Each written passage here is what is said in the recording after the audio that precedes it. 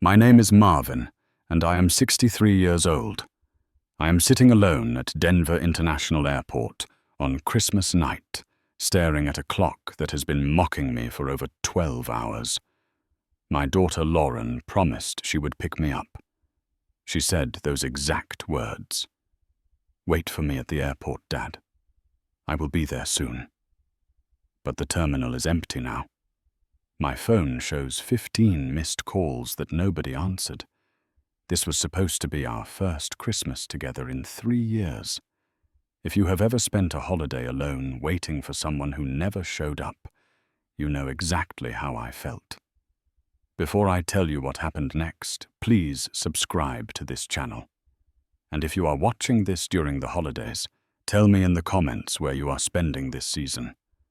Now let me continue. To understand why that night broke my heart, I need to take you back to where it all began. Back to a time when my family was whole, when laughter filled our small house, and when I believed nothing could ever tear us apart. I met my wife Dorothy in the spring of 1985, right here in Columbus, Ohio. She was working as a nurse at the local hospital, and I was a mechanic at a small auto repair shop on the east side of town. Our paths crossed at a diner one rainy afternoon. I was grabbing a quick lunch between jobs, and she was sitting alone at the counter reading a paperback novel with a cup of coffee going cold beside her. I remember thinking she was the most beautiful woman I had ever seen. Not in that flashy Hollywood way, but in a real way. The kind of beauty that comes from kindness and warmth. Her brown hair was pulled back in a simple ponytail, and when she looked up and caught me staring, she smiled instead of looking away. That smile changed my life. We started talking that day, and did not stop for the next 22 years. Dorothy had a way of making everything feel possible. She believed in me when I did not believe in myself. When I told her I wanted to open my own repair shop someday, she did not laugh or tell me to be realistic. She just nodded and said, "Then we better start saving." We got married 6 months after we met. It was a small ceremony at the courthouse with just a handful of friends and family.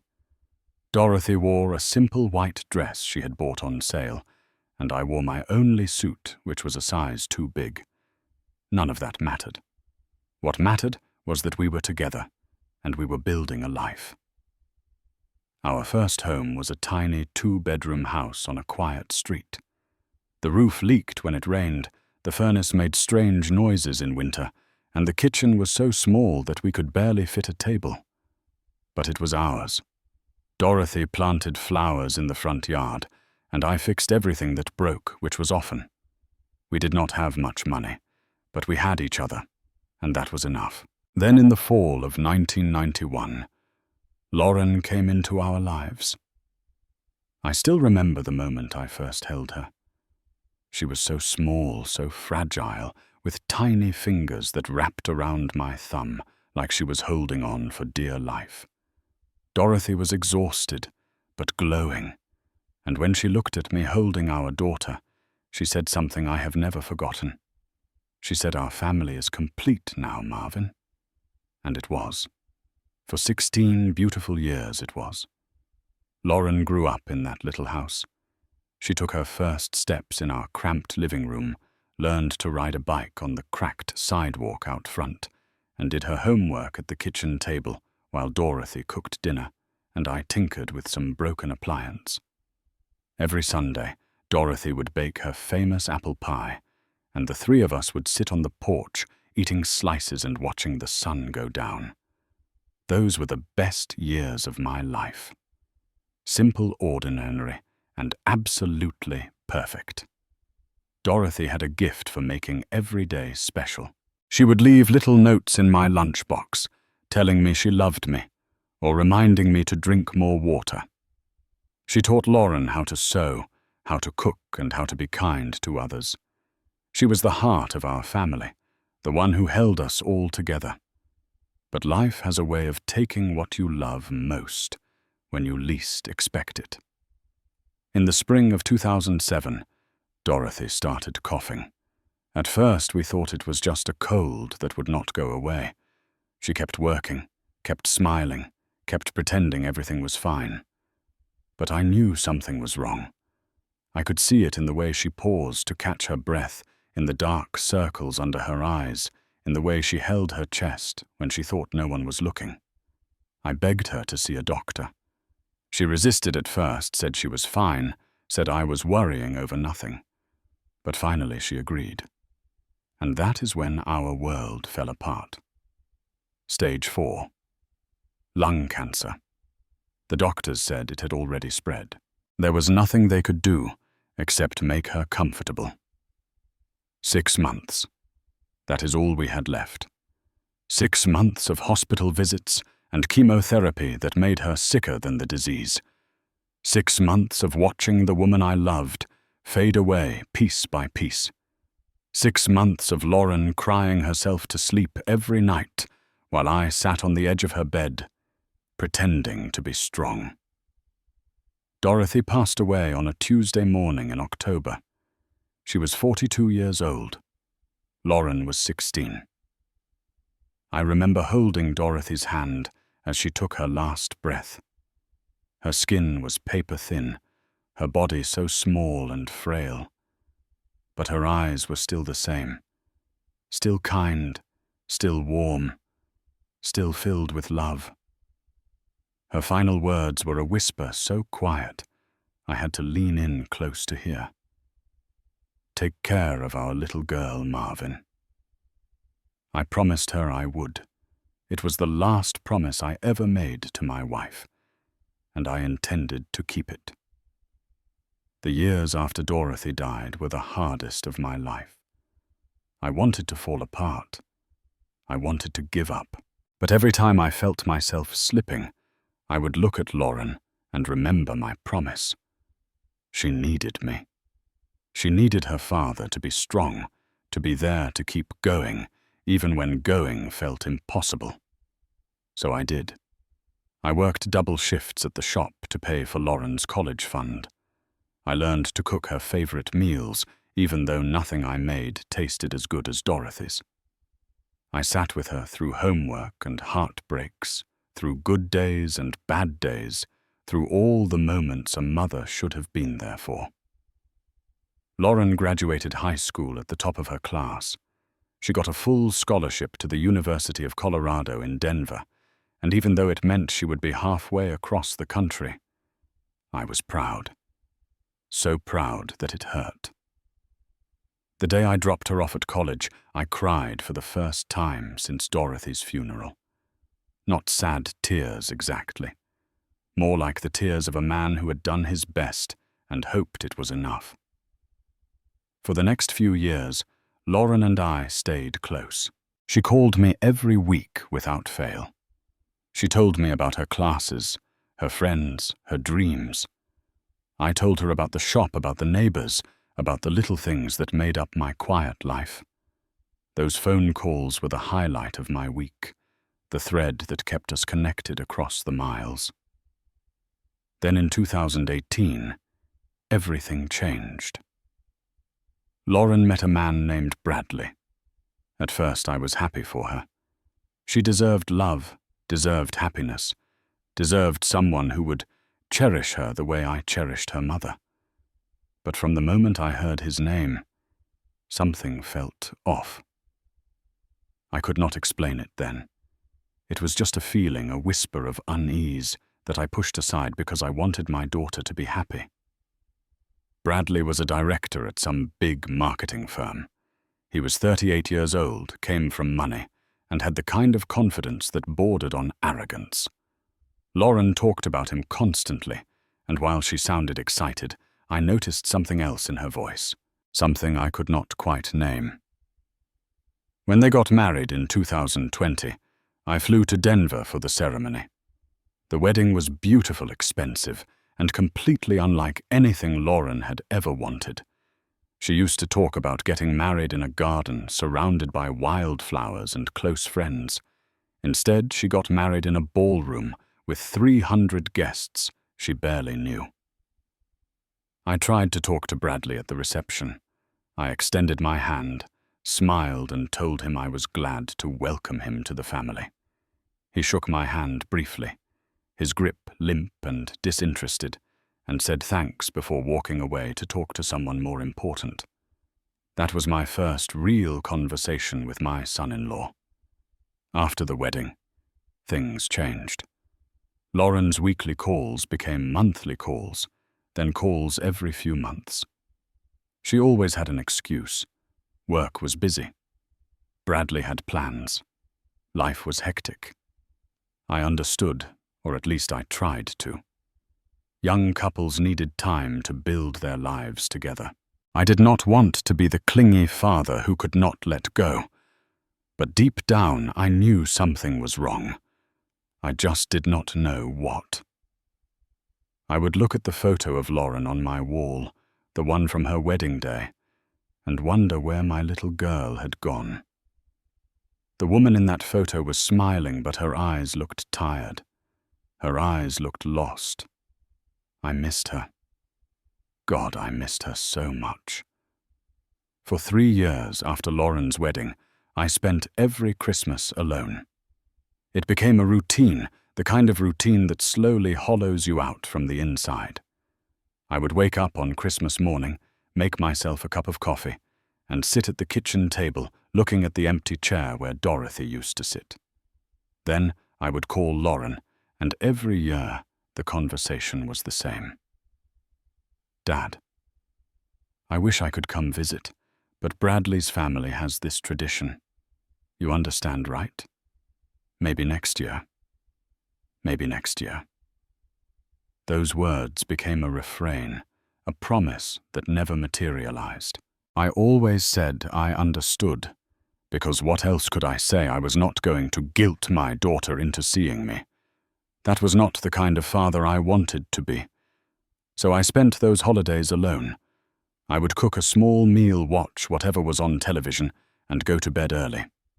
Sometimes my neighbor Margaret, a widow in her 70s, would bring over cookies and sit with me for a while.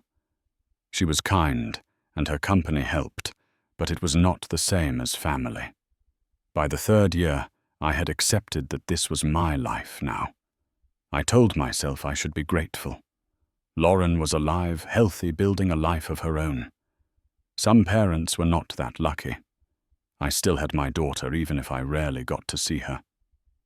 Then on November 15th of this year, my phone rang. It was a Wednesday evening, and I was watching the news when Lauren's name appeared on the screen. I almost dropped the phone in my hurry to answer. "Dad," she said, and her voice sounded different, lighter, more like the Lauren I remembered from before Bradley. "Lauren," I said, "is everything okay?" "Everything is great, Dad. I have something to ask you." I held my breath, not daring to hope. "I want you to come to Denver for Christmas this year. Bradley and I talked about it, and we both agree. We want you here with us." I did not respond at first. I could not.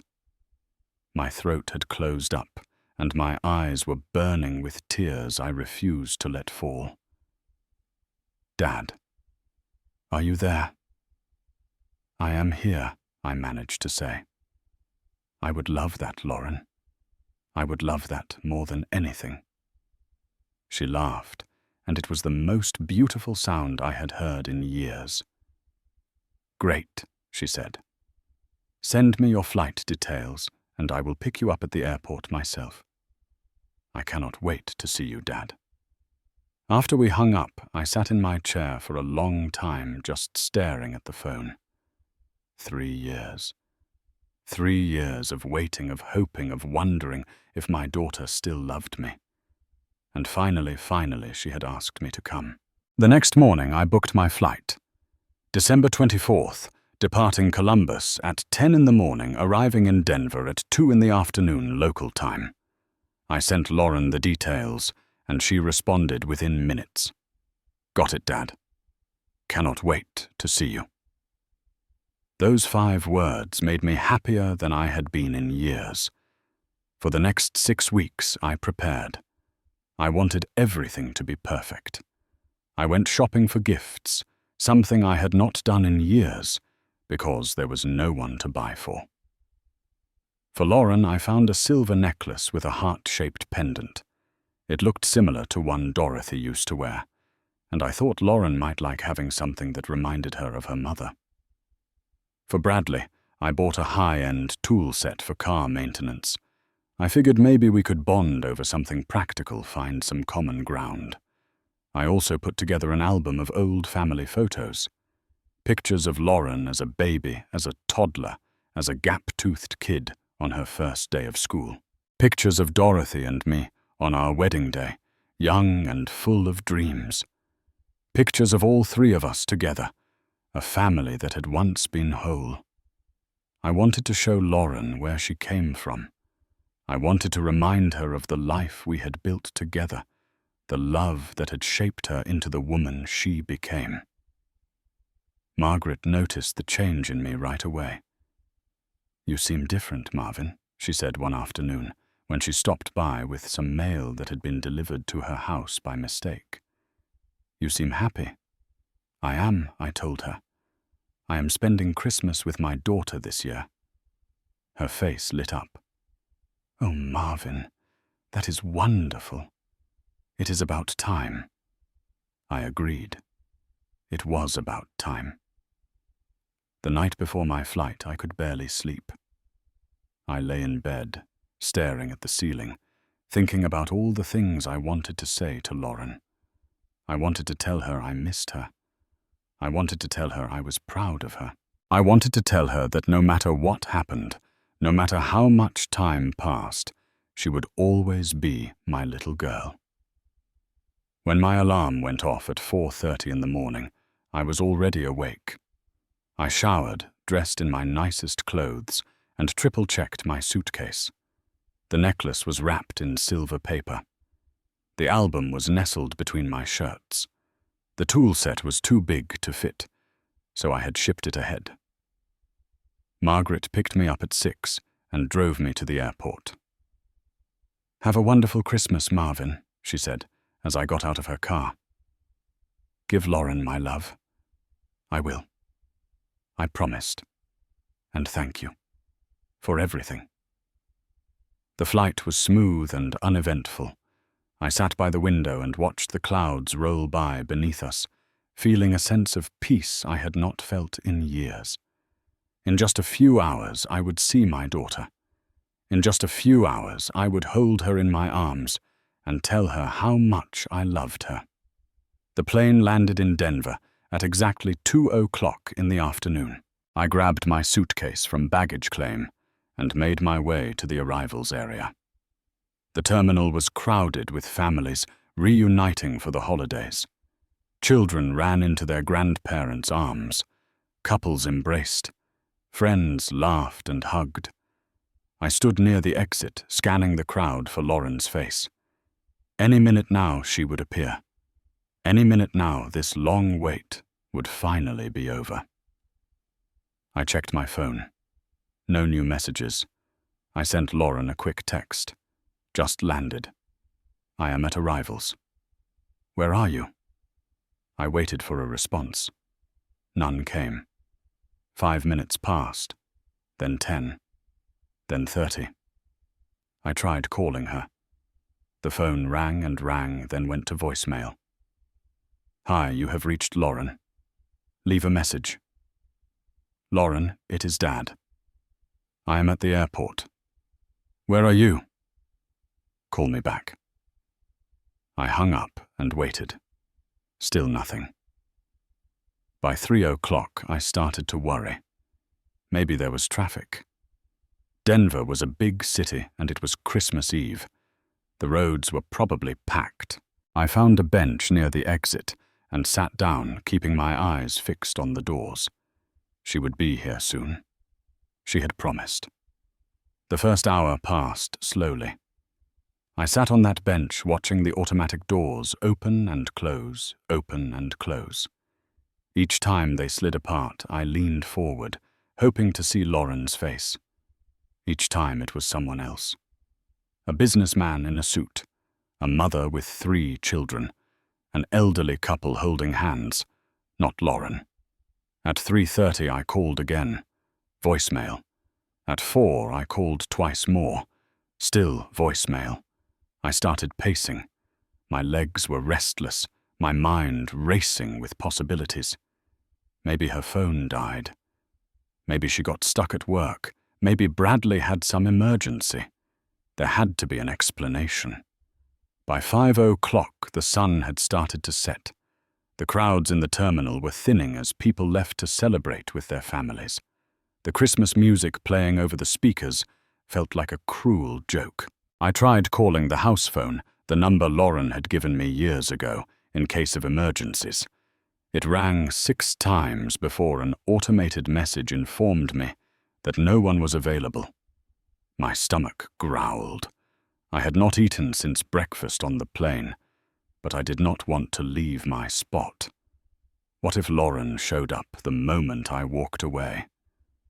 What if she was looking for me right now? So I stayed. I sat back down on that bench, and I waited. At 6:00 the terminal started filling up again, with people catching evening flights. I watched families saying goodbye, couples kissing friends, embracing. Everyone had somewhere to go, someone waiting for them. Everyone except me. I checked my phone. No missed calls, no new messages. I sent another text.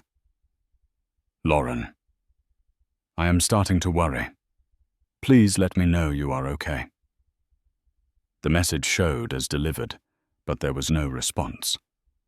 By 7:00 I had called Lauren 17 times. I had left 6 voicemails. I had sent 12 text messages. Nothing. Complete silence. My worry was slowly turning into something else. A cold, creeping dread that settled in my chest and refused to leave. What if something happened to her? What if there was an accident? I found a payphone near the restrooms and called the Denver hospitals. One by one, I went through the list, asking if anyone named Lauren had been admitted. Each time, the answer was the same. No patient by that name. I did not know whether to feel relieved or more afraid. At 8:00 I gave up on standing and sitting. I was too tired, too cold, too hungry. The terminal had emptied out again, and I found a quiet corner near a charging station where I could plug in my phone. That is when I met Harold. He was an older man, maybe 70 or so, with a shock of white hair and a weathered face that told stories without words. He was wearing a faded military jacket with patches I did not recognize, and he walked with a slight limp. He sat down on the seat next to me, without asking, which normally would have annoyed me. But something about his presence was comforting. He did not demand anything. He just sat there quiet and solid, like a rock in a storm. After a few minutes he spoke.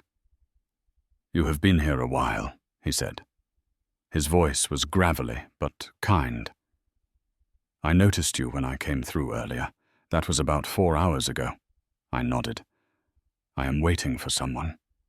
He looked at me with eyes that had seen too much. "They not showing up, I do not know," I admitted. "My daughter said she would pick me up." That was over 6 hours ago. Harold was silent for a moment. Then he reached into his bag and pulled out a wrapped sandwich. "Here," he said, holding it out to me. "Turkey and Swiss. I got it from that deli over there. Figured I would save it for the flight, but you look like you need it more than I do." I tried to refuse. I could not take his food. But Harold was insistent. "Take it," he said. "Consider it a Christmas gift, from one lonely old man to another." I took the sandwich. It was the first kind gesture anyone had shown me in hours, and I felt my eyes sting with tears. I refused to shed. We sat there together, eating in silence. Harold told me about himself. He was a Vietnam veteran, retired now, living on a small pension in Montana. His son had stopped talking to him 5 years ago, over some argument Harold could barely remember anymore. "That is the thing about family," Harold said. "You can love them with everything you have, and sometimes it still is not enough." I nodded, understanding more than I wanted to. At 9 o'clock, Harold's flight was called. He stood slowly, his old bones creaking with the effort. "I hope your daughter shows up," he said, shaking my hand. "Merry Christmas, friend." "Merry Christmas," I replied. "And thank you for the sandwich and the company." He smiled a sad smile that knew too much about loneliness. And then he was gone. The hours after Harold left were the longest of my life. By 10 o'clock, the terminal was nearly empty. The shops had closed, the restaurants had shut their doors, and the only people left were a few stragglers like me and the night cleaning crew. A woman approached me. She was wearing an airport uniform, and her name tag said Maria. "Sir," she said gently, "are you all right? You have been here for hours." I explained my situation. She listened with genuine sympathy, her brow furrowed in concern. "I am so sorry," she said when I finished. "Can I get you anything?" "Some coffee," maybe I accepted. She brought me a cup of coffee, hot and strong, and refused to let me pay. "On the house," she said. "It is Christmas, after all." At 11 o'clock, I made one final round of calls. Lauren's cell, the house phone, even Bradley's office number, which I had saved from their wedding invitation years ago. Nothing. No one answered. At midnight, the airport speakers crackled to life.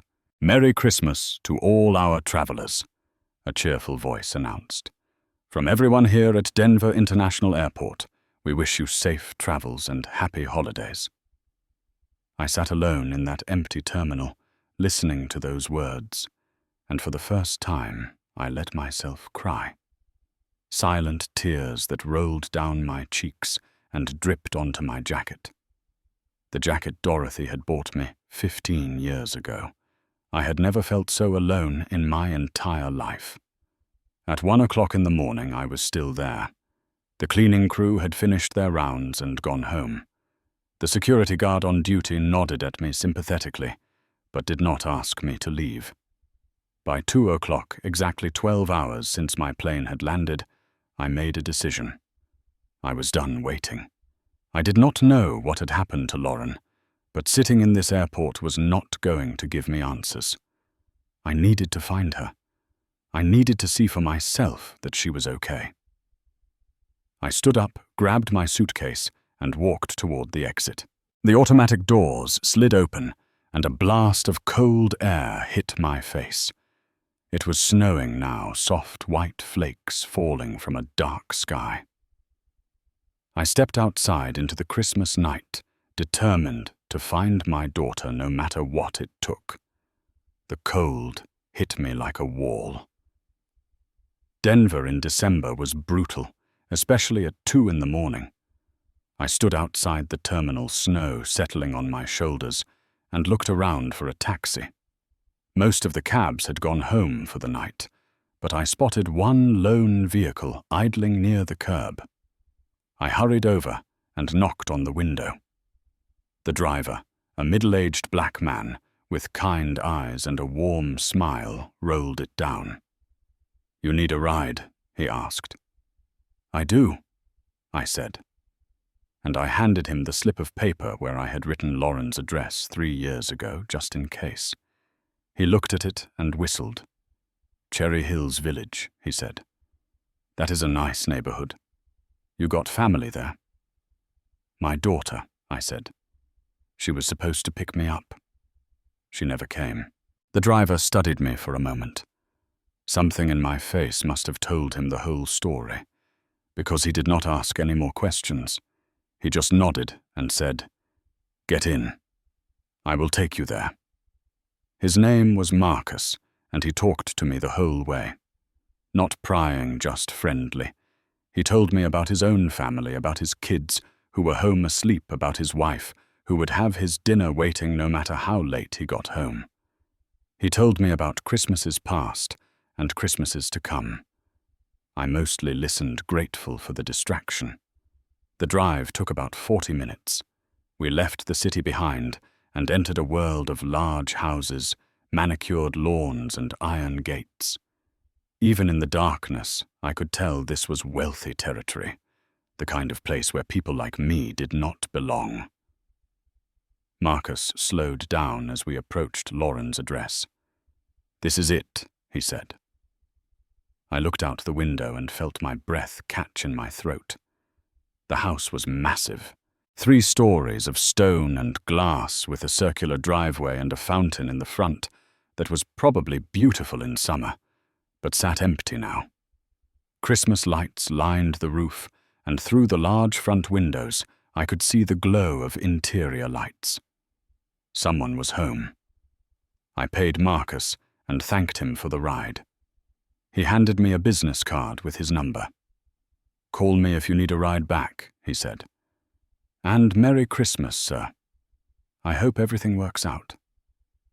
"I hope so too," I said. Then he drove away, and I was alone. I walked up to the gate and found an intercom box mounted on a stone pillar. I pressed the button and waited. After a long moment, a voice crackled through the speaker. A man's voice. "Bradley." "Who is this Bradley?" I said, trying to keep my voice steady. "It is Marvin, Lauren's father. I have been waiting at the airport for 12 hours. No one came to pick me up." Silence. Then Bradley spoke again, his tone flat and cold. "Lauren is busy. You should have called before coming." "I did call," I said. "I called over 20 times. No one answered. "Please just let me see my daughter." "This is not a good time," Bradley said. "Go find a hotel. We can talk tomorrow." The intercom clicked off. I stood there stunned.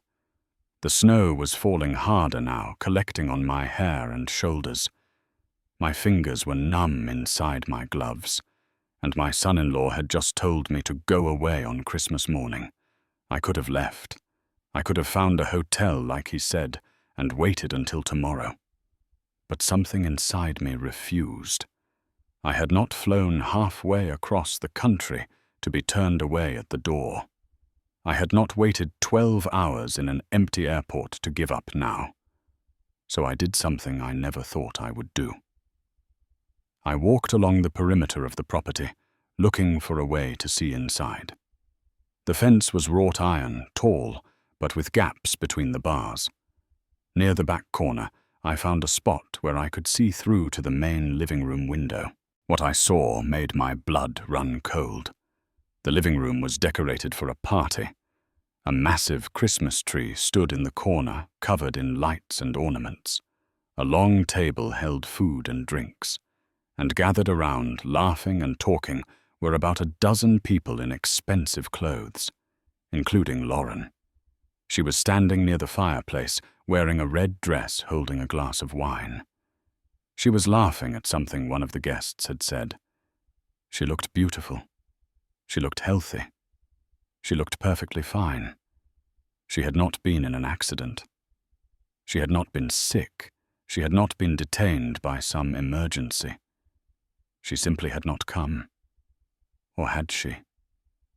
I watched her for a long moment, trying to understand. This was not the Lauren I knew. The Lauren I raised would never abandon her father at an airport on Christmas. The Lauren I loved would never leave me sitting alone for 12 hours without so much as a text message. Something was wrong. Something I could not see from out here in the cold.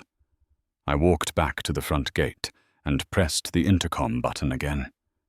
This time, I did not stop pressing.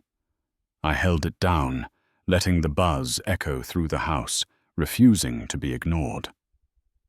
After what felt like an eternity, the front door opened, and there she was. My daughter. My Lauren. She walked toward the gate, her arms wrapped around herself against the cold.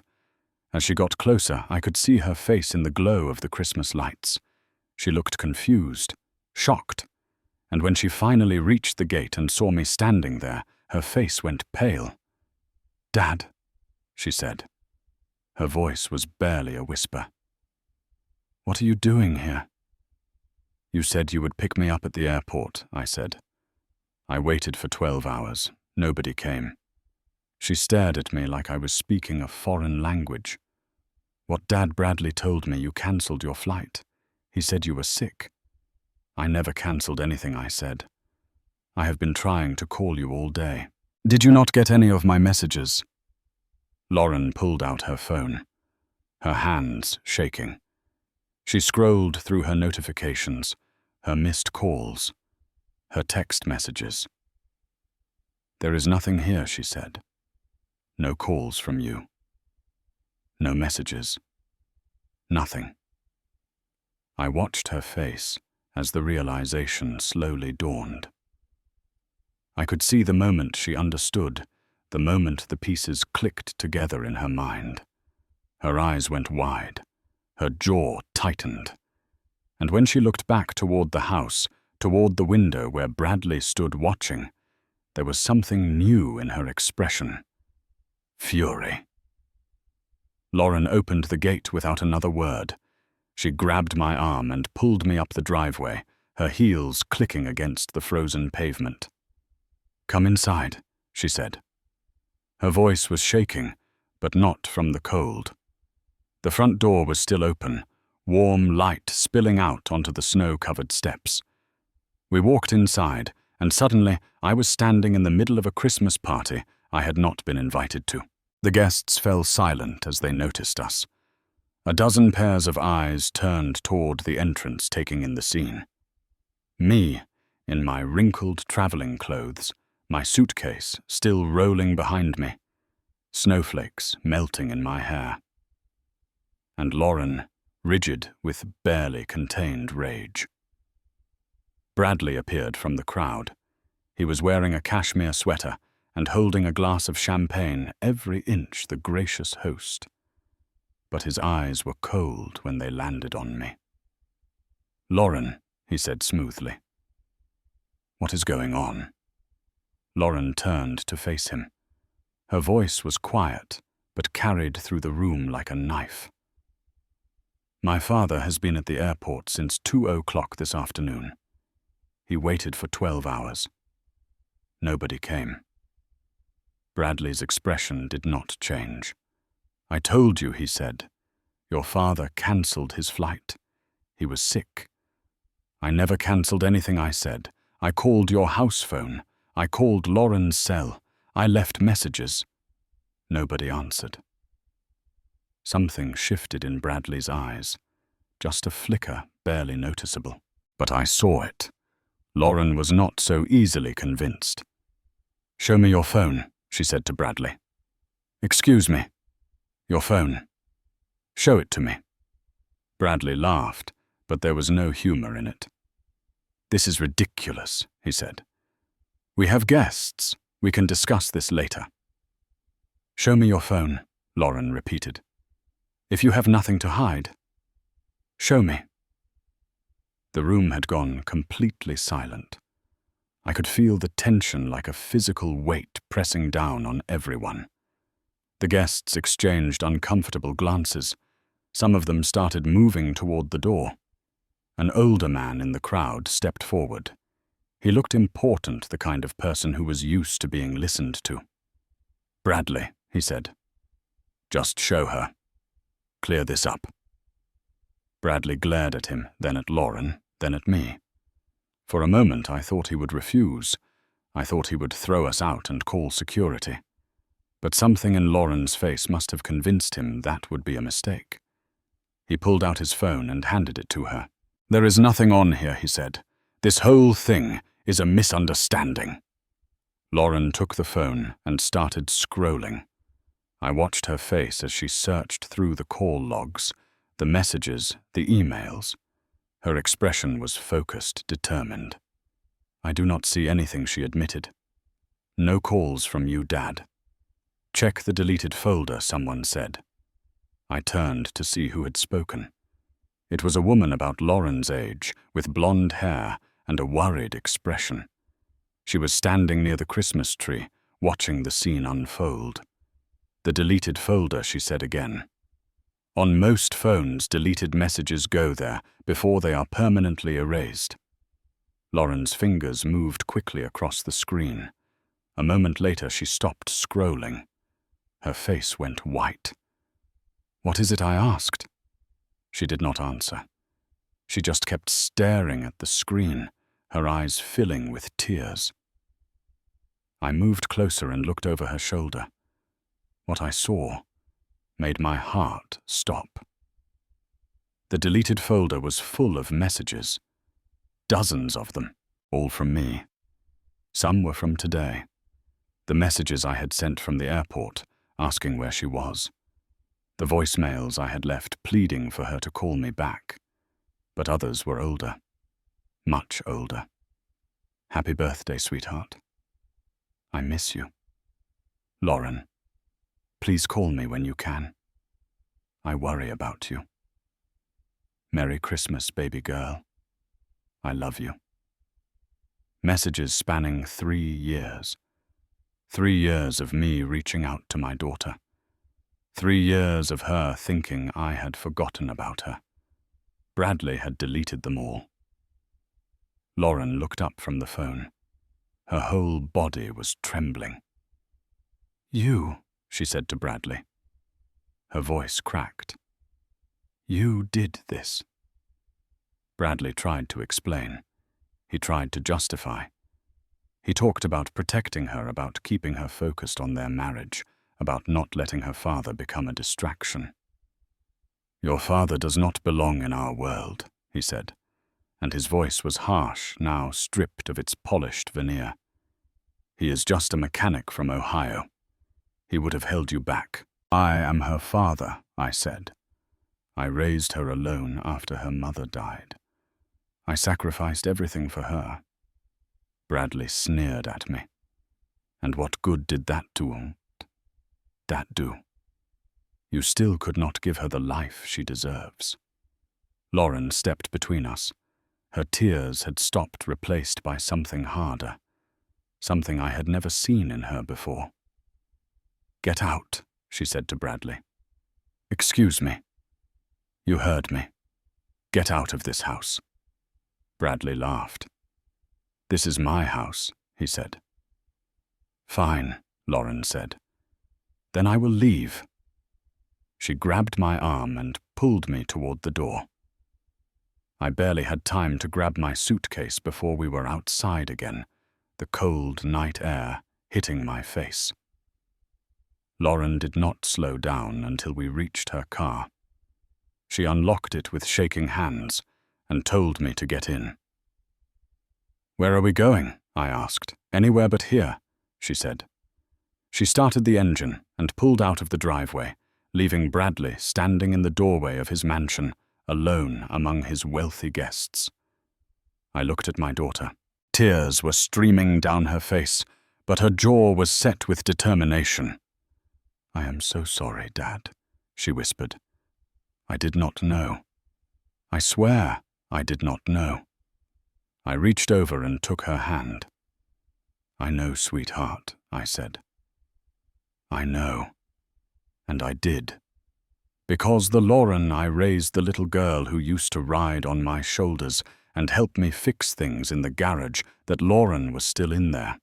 She had just been lost for a while. But she was back now, and nothing was ever going to take her away from me again. Lauren drove through the snowy streets of Denver, neither of us speaking. The silence was not uncomfortable.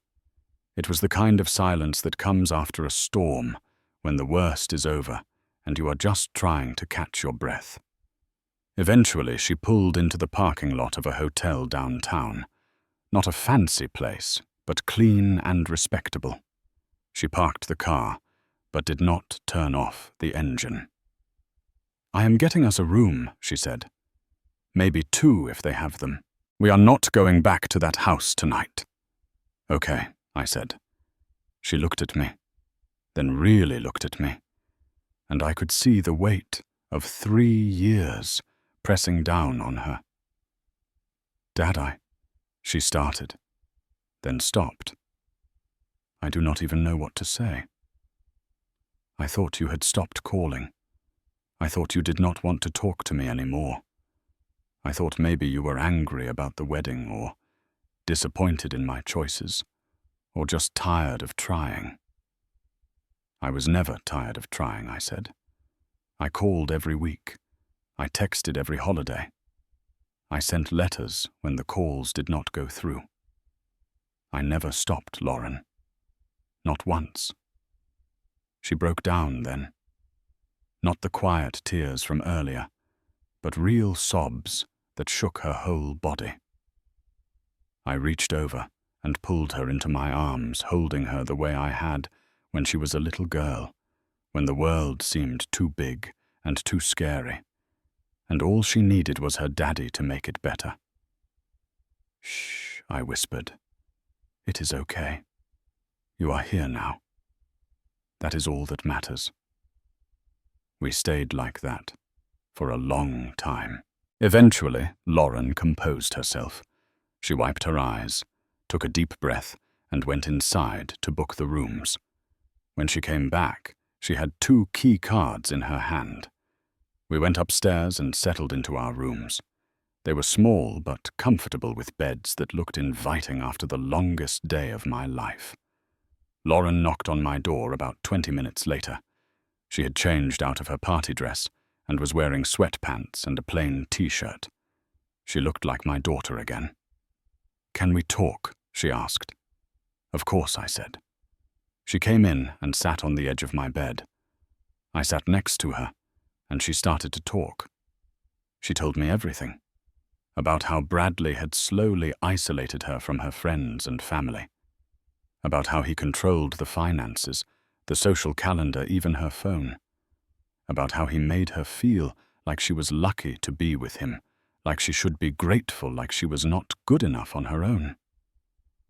"I did not see it happening," she said. "It was so gradual." A little comment here, a small restriction there. By the time I realized what was going on, I felt trapped. "Why did you not call me?" I asked gently. "I thought you did not want to hear from me," she said. "Bradley would tell me you were busy, or that you had sounded cold on the phone, or that you had said something critical about our marriage. And I believed him, Dad. I actually believed him." It broke my heart to hear her say that. All those years of thinking my daughter had abandoned me, and all along she had been thinking the same thing about me. We had both been victims of the same lie. Lauren and I talked until the sun came up. She told me about her marriage, about the warning signs she had missed, about the moment tonight, when everything had finally become clear. "When I saw you standing at that gate," she said, "covered in snow, your suitcase in your hand, looking at me like I had broken your heart, I knew something was terribly wrong. And when I found those messages on his phone, it all made sense." "What are you going to do now?" I asked. She took a deep breath. "I am leaving him," she said. "I am going to call a lawyer tomorrow and start the process." "Are you sure?" She nodded. I have never been more sure of anything in my life. I reached into my suitcase and pulled out the silver necklace I had bought for her, the one with the heart-shaped pendant. "I was going to give you this at Christmas dinner," I said. "I guess this is Christmas dinner now." She took the necklace and held it up to the light. Her eyes filled with fresh tears. "It looks like Mom's," she whispered. "I know," I said. "I wanted you to have something that reminded you of her." Lauren put the necklace on her fingers, trembling as she fastened the clasp. Then she looked at me, and for the first time in years, I saw my little girl, the one who used to sit on my lap and ask me to tell her stories about her mother, the one who used to believe that her daddy could fix anything. "Thank you," she said, "for not giving up on me." "I would never give up on you," I said. "You are my daughter. You are the best thing I ever did." We hugged, and this time the tears were happy ones.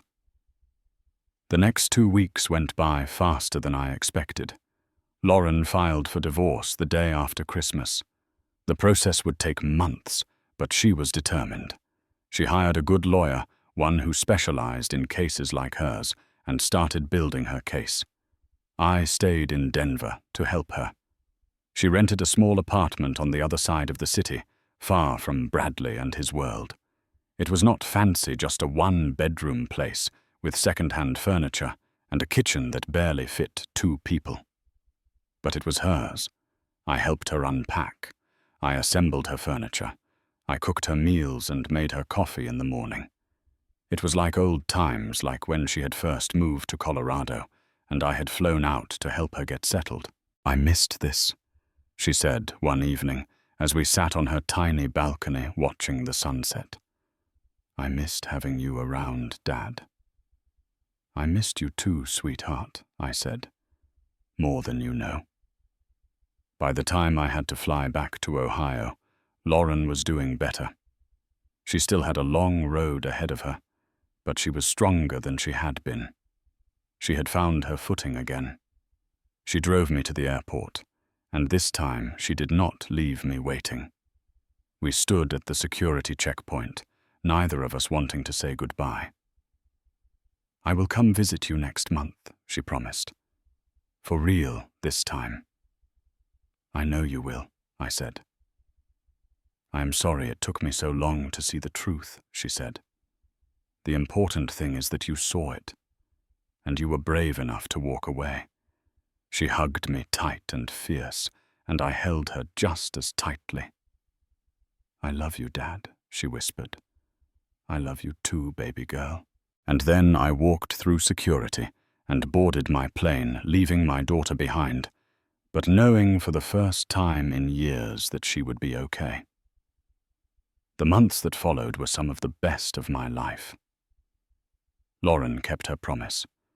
She came to visit me in February, and we spent a week together in Ohio. We visited Dorothy's grave, something Lauren had not done in years. We walked through our old neighborhood, reminiscing about the past.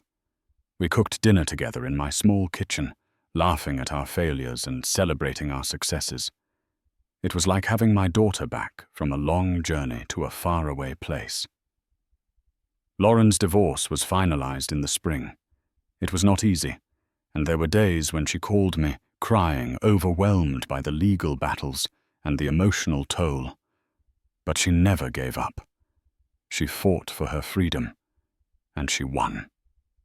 Now, as I sit on my porch in Columbus, watching the summer sun set over the trees, I think about everything that happened that Christmas. The longest night of my life. The 12 hours of waiting. The cold, the loneliness, the despair, and the miracle that came afterward. I almost lost my daughter forever. Not to death, not to distance, but to the lies of a man who thought he could control her. For 3 years I believed she had forgotten about me.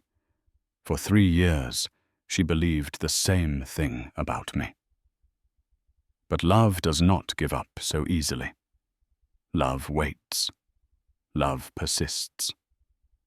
Love shows up at the gate on Christmas morning covered in snow and refuses to go away until someone opens the door.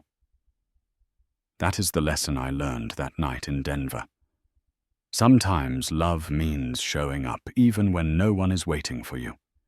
It means standing outside in the cold, knocking on doors that stay closed until finally someone opens them. And when they do, you realize that all the waiting, all the pain was worth it. Because family is not about perfect moments. It is about never giving up on each other. Dorothy used to say that the strongest bonds are the ones that survive the hardest tests. I did not fully understand that until now. Our bond with Lauren was tested, pushed to its breaking point, and nearly destroyed.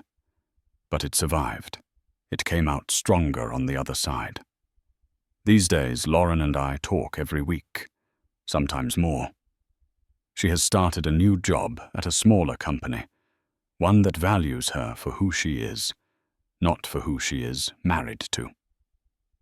She has made new friends, real friends who support her and lift her up. And every few months, she flies home to visit me. We sit on this porch together, drinking lemonade, watching the fireflies dance in the evening air. We talk about everything and nothing. We laugh about old times and dream about new ones. Last week, she asked if I would come to Denver for Christmas this year. She said she wanted to do it right this time. No parties, no pretense, just the two of us honoring her mother's memory and celebrating being together. I said yes, without hesitation. This time, I know she will be there to pick me up.